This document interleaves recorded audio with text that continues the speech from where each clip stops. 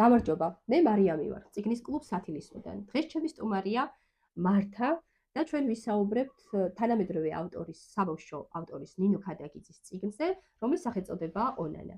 წიგნი გახლავთ პალიტრაელის კონკურსის გახდით ბესტსელერის ავტორის გამარჯვებული. ნინო ქადაგიძის რამდენიმე წიგნი გამოიცა ახლახანს და მისი ავტორობით გვაქვს გამოსცა ელფის გამომცემლობამ „ტყუილების ქვეყანა“. სულ ახლახანს გაანახდა ტირაჟი ამავე ავტორის ცერცვის სტოლა ამბებისა. მე გისურვებთ, რომ ბევრმა ბავშვმა წაიკითხოს მისი ზღაპრები და საინტერესო წიგნები. მართა გოგო, რატომ შეარჩიე ონანა? ვინ არის მისი მთავარი პერსონაჟი და როგორი არის ონანა? ონანა არის ერთი გოგო, რომელსაც უყვარს რაღაცების შებრუნება სიტყვების და ხშირად უკუღმა კითხულობს ხოლმე. მე მგონი მისი სახელიც ასეა დაწერილი. სინამდვილეში რა ქვია? ანანა. სინამდვილეში ქვია ჩვენს პერსონაჟს ანანა, მაგრამ რადგანაც უცნაური ესეთი ახირებული ხასიათი აქვს და ყველაფერს უკუღმა კითხულობს და წერს. ამიტომაც შეაბრუნა მისი სახელი, რომელიც ასე იკითხება ანანო, ანუ ონანა. როგორი ბავშვია? რამხელაა? თითქმის ფანატოლია, ხო თქვენი? და რა მოსწონს მას? რისი კეთება მოსწონს? მოსწონს ოცნება, თამაში, ბებიასთან და ბაბუასთან ყოფნა, ბუნებაში ყოფნა, ხო? ბუნებაში ყოფნა და რაღაცების შებრუნება. კი ბატონო. ხომ არ გაიხსენებ რაღაცა ისტორიებს ონანაზე? რაზე ოცნებობდა ის? წერლების სკოლაზე. წერლების სკოლაზე ოცნებობდა. როგორი კალამი უნდა სჭეროდა? ჭერამდე. რომელიც ჭერამდე აწვდენ და წერს, ხომ?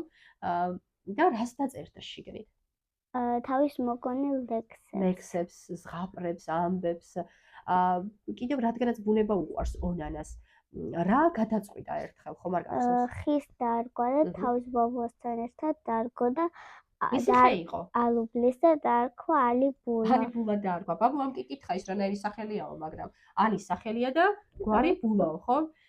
კიდევ რას გაიხსენებ? ჩიტებზე რას ფიქრობდა? რომ შეეფარა ზამთარში. კი, ზამთარში ხო ჩიტები, ბევრი ჩიტი მიფრინავს თბილ ქვეყნებში და ვინც აქ რჩება, ეწოდებოდა ონანას, ხომ? მართალი ხარ. კიდევ რაზე ოცნებობს ონანა? რა სურს რომ გამოვიდეს? მწერალი. კიდევ? მე მგონი ნაყინები უყვარს ყველა ბავშვს. ნაყინების გამყიდველი უნდა გამოვიდეს. ნაყინების გამყიდველი უნდა გამოვიდეს და ყველა ბავშვს დაურიგებს ალბათ ჩამოურიგებდა ყველა ბავშვს. ფერადი ცარცებით თამაშიც უყვარს ონანას. და კიდე ამაზე ოცნებობდა, რომ ფერადი ცარცებით დაეხატა ზღვის ობებზე და კარებს. ჭიშკრები მოეხატა მზით, ხეებით და ლამაზი ფერადი ყვავილებით. რაზე დადის ონანა? რაზე სიარული ეზარება ხოლმე? მუსიკაზე. მუსიკაზე დადის. კი. ვის ნახავს ხოლმე მუსიკაზე? ბებოს. ბებოს. რა შეადარა ერთხელ ონანამ მუსიკას? წვიმის ხმას. სვეთებს, ხო? გავს ნოტებს ის ხმასო. კი. განსაკუთრებით რა ამბავი გახსოვს ონანაზე შენ? მანქანაში რო დაიმალა. რატომ დაიმალა მანქანაში? ეგონა რომ ვერავინ ვერ იპოვიდო და დაიმალა მანქანაში. მე რა მოხდა? და ჩაეძინა საბარგულში. კი. და მართლაც ვერავინ ვერ მიაგნო ჩვენს ონანას და მთელი ოჯახი ეძებდა და კარგად ინერვიულეს. ბოლოს სთხოვეს რომ მეორედ მსგავსად აღარ მოქცეულიყო. ნინო ქადაგიძეს ძალიან უყვარს ძველი ქართული სიტყვების გაცოცხლება. და ერთ-ერთი რამდენიმე ესეთი სიტყვა აღმოვაჩინეთ ჩვენ ამ წიგნში და ერთ-ერთი რომელი სიტყვაა გახსოვს? ჩვენ დღეს პუფს ვეძახით. თურმე რა ქვია? ქუნთა ქვია და ისე მოგვეწონა ეს სახელი რომ გადავწყვეტოთ რომ პუფის ნაცვლად ქუნთა დავარქვათ და თუ ის გამოვიყენოთ საუბარში. ანანოს ძალიან არ უყვარს სკოლაში დაბრუნება ისე როგორც ყველა ბავშვს. არ უყვარს არდადეგების დასრულება, მაგრამ მაინც უწევს არა? ხომ არ გახსოვს რა სყვება სკოლაში დაბრუნების წინ? ესა აბა ფერადი ოცნებებიდან მოდი ცოტას წავიკითხავ იმ მონაკვეთს როგორ უნდა დაბრუნდეს ანანო სკოლაში. ფერადი ოცნებებიდან გადმოვაბარგდე ახლა. ხომ არ წაიკითხავ შენ თვითონ? ნეტა ახლა? ნეტა და როდის დაიწყება დადებები, ცოტათი დავიღალე სკოლაში სიარულით, ხმაურით, მეცადინეობით, გუშინ ჩემმა კლასელებმა იჩხუბეს. სანდრომ ანის ცხვირზე უბწყინა. ანი მღრიალი მორთო და მასწავლებელს უთხრა. სანდრომ მიბწყინაო. მასწავლებელმა რო ჰკითხა სანდროს ასე რატომ მოიქეციო, სანდრომ უპასუხა, არ მინდოდა მომებწყინაო. ცხვირზე რანაირად უნდა მოგებწყინოს? სასაცილო ბავშვია სანდრო. ჩვენმა ქართულის მასწავლებელმა გაკვეთილზე დაგვიწერა წერილები. ვისაც გინდათ იმას მისწერეთო, გაფორმეთ ლამაზადო და მერე წავიკითხოთო. როდესაც ეს ამ თავს ვკითხულობდით, ჩვენც გადავწყვიტეთ, რომ ერთმანეთისთვის წერილები მიგვეწერა. ხომ არ გახსოვს ონანამ ვის მისწერა წერილი? თავის ფისოს მისწერა წერილი.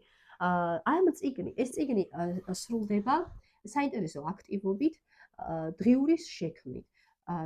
და ჩვენც გადავწყვიტეთ, რომ ამ წიგნის დასრულების შემდეგ შეგვექმნეთ ჩვენი დღიურები და ბოლოს შევხვდით მწერალს, ნინო ქადაგიძეს ვესტუმრეთ და ვისაუბრეთ და გახსოვს ნინომ რა გითხრა, ამ წიგნის წერა როგორ დაუწყია და რა მოკარნახა ეს ამბავი? ბავშვობაში წერდა ლექსებს, პატარა მოთხრობებს.